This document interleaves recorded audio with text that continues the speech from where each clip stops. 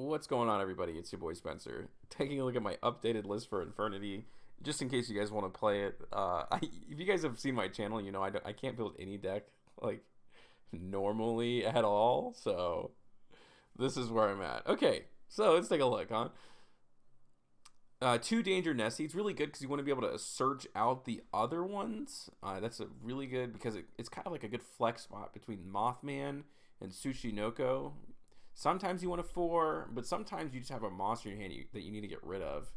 And you can just do that, right? You draw a card and discard, and that can, like, work wonders for you. Or, if this card's in your hand, you can just, like, use it as a normal danger. That's, I think that's kind of obvious, right? And then you can also just go ahead and add, you know, Danger Jackalope to the mix there. Let's switch this over here real quick. And let's keep going. Stygian Street Patrol. It's a great way to get monsters that are stuck in your hand, because sometimes they will be. And you got to be a little creative in how you get there, but most of the time Rhino can get you there and it can send something to the graveyard. Infernity Patriarch is just a free special summon. It's probably the first search you're going to go into. Archfiend searches Patriarch. Patriarch special summons itself. Then you go to number 62 Garth. Use the effect, bring back Infernity, trigger the effect again, and then you have like the 4th material for Serrage's Skuldred. And that's typically how that ends up working out. I run Huntsman of the Swords, Huntsman of Dark World, because it's great with dangers and it's great with Dark World dealings. There's so many times when, like, my initial builds when I played this so long ago, my biggest issue is that I would just have monsters in my hand that I did not want, and you got to find ways to get rid of it. I know Dark World dealings isn't a plus, but it can at least be an even with Bro in your hand, or it can be good with dangers. I think this card works really well, because sometimes you're gonna have an extra copy of Tour Guide, you're gonna have an extra copy of Necromancer. You're just, like, not going to know how to get rid of it, and this is, like, kind of how you do that. Okay, and then Fiendish Rhino Warrior. Foolish Burial's any fiend from the deck. That's, like, 99% of the time going to be Archfiend. Oh, Tsushinoko can go up here. I kind of already talked about that card. 3 Tour Guide to the Underworld normally brings out Rhino. Sometimes it can bring out Necromancer, too. Everything kind of depends on the hand, and I think that's kind of obvious, but Wildcat, Infernity Archfiend, just need one of these. They're searchable, of course, right? Very searchable. Necromancer at 3. This is like a half-decent normal summon, especially if you open something like Void Apocalypse, Foolish Burial, you send it to the graveyard with Danger Nessie. You want to have this card in rotation. You want to see it as often as possible, so it's a card I like to run at 3. It's also a pretty decent target for Allure once you get into the later stages of the game.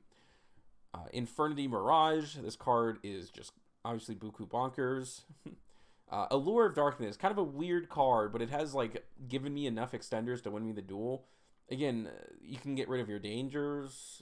You don't always need to use them, so, like, those are plenty of good targets to use. You can banish it off of Brow. You can banish an extra copy of Necromancer.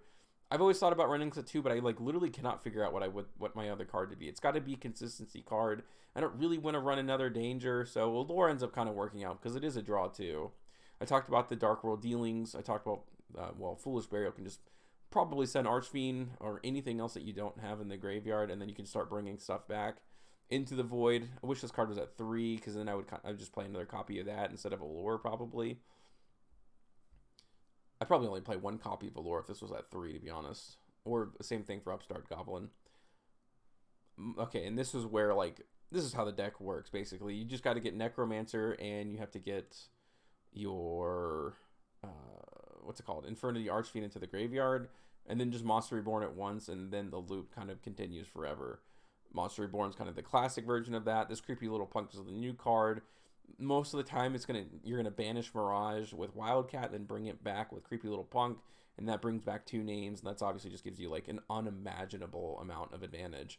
Upstart Goblin, I kind of mentioned. World Legacy Secession is a hard once per turn, but it's a good one because you always have linked monsters and you can always special summon it, so that's a good way to bring back Necromancer. Zero Max is a non-once per turn Monster Reborn for Necromancer. It's really all of them, but you're always going to be targeting Necromancer with this effect, so it doesn't really matter. And then Launchers, 1, I think it's at 2 now in the OCG, so that'd be just, like, significantly better. You could probably take out Succession and just have, like, a much better, I don't know, much better. There's, like, there's not really much you can do to make a much better end board with this deck, because you're going to have, like, 9 interruptions. It's insane. Some of the craziest end boards in Yu-Gi-Oh! Void Apocalypse is also a hard once per turn. You can never afford to see this multiple times, but it's a good way to send Rhino. It's a good way to send these extra bricky monsters in your hand, so I kind of like it as a 1-of. If I draw it, cool. If I don't, it's no big deal. Infernity Break, you want to have a pop to protect, because if your opponent normal summons a monster with 2k attack and then beats over, that's like really bad. Like, oh, you would think like, oh, you got to play 3 Infernity Barrier, but you really, really don't. Like I said, you're going to have Borreload Savage Dragon. You're going to have cards like Baronne De Fleur. All of these just crazy cards. And so you might as well, you know, just play 2 Barrier in 1 break. This is an out. I just have to add 1 card. I think it's the World. And this is Chen Ying. So I'm just going to tell you guys right now, I run Chen Ying. You can see it in that gameplay video that I did if you're really curious. And also, it's, what's it called? It's like it's right here. Okay, so I'll go ahead and talk about those first. So Worldsea Dragon Zelantis, this banishes all the cards on the field and then brings them back. So that refreshes the trigger effect for, not trigger effect, it reloads Necromancer's effect to bring something back, and it also re-triggers Archfiend. So what you're normally going to do, or pretty much, yeah, you're pretty much always going to do this. You're going to bring out Skull Dread, draw, grab an extender. Hopefully it's one of these Monster Reborn cards. You're almost always going to find them, or at least a way to get there. And then, once you have brought everything else back with one of these Monster Reborn spells, you can go into World Zelantis and use all the effects again. It's insane, and it helps you go into Firewall Dragon Singularity. This card will be out by the time Creepy Little Punk is out, so I'm just going to end up playing it. So it's a Link 6, geez, and it works great with Zelantis, right? So many times I bring this card out, bring these 2 back, use their effects, and then use these 2 bodies to go into my Firewall Dragon Singularity. Because I'm going to have a sycnhro and I'm going to have a XYZ monster, this is 2 bounces back to the hand, either from the graveyard or the field. Quick effect every turn, and it adds a bunch of attack to your hand. It's super great. It's one of the best Infernity cards to come out, I feel like, in a long time, because there were so many times where I had all these extra bodies, and I really didn't even know what to do with them. Cherubini, this card's pretty obviously like very good. IP Masquerade is just a way to get bodies off the board. Sometimes you're just stuck and you don't know what to do. That's a good way to do it. Puzzle Mino is a great way to level manipulate. So you can just turn this into a 7 and then go into a Synchro Summon of Baronne De Fleur using these 2 cards. And this is also a pretty decent target for some of your bigger Link plays like Appaloosa. I don't think I ever go into Appaloosa. In fact, I think I took it out and added some other Synchro monster in here, but Appaloosa is also fine. 2 Series Skull Dread, you're in a really, really, really good spot if you're able to perform that. And you're able to go into multiple series of Skull Dread. Most of the time it's going to end up being equipped to Borreload Savage Dragon. But just being able to search that 1 extra time can make like all the difference in the world. So City of Kings is a good level 3. All of these are level 3s pretty much. So you're going to be able to go into those plays quite frequently. Even Bro is a level 3, which is kind of funny. Or Brow. I don't know. Probably Bro, right? Because he has a bow and arrow. Anyways. Number 62 Garis is just a really, really good card that brings back and triggers your Archfiend again. F8 on Draxter is a spell and trap negate. Borreload Savage is an Omni negate. This is a good way to get, if you have a 10 on the board, and a lot of times you're going to have that 10, funny enough. And like a lot of the times that target is Chen Ying, but every once in a while I've gone into Trishula just to, get rid of one of my opponent's cards from their hand, and that's never a bad thing. And then Baronne De Fleur. You can like get rid of Trishula.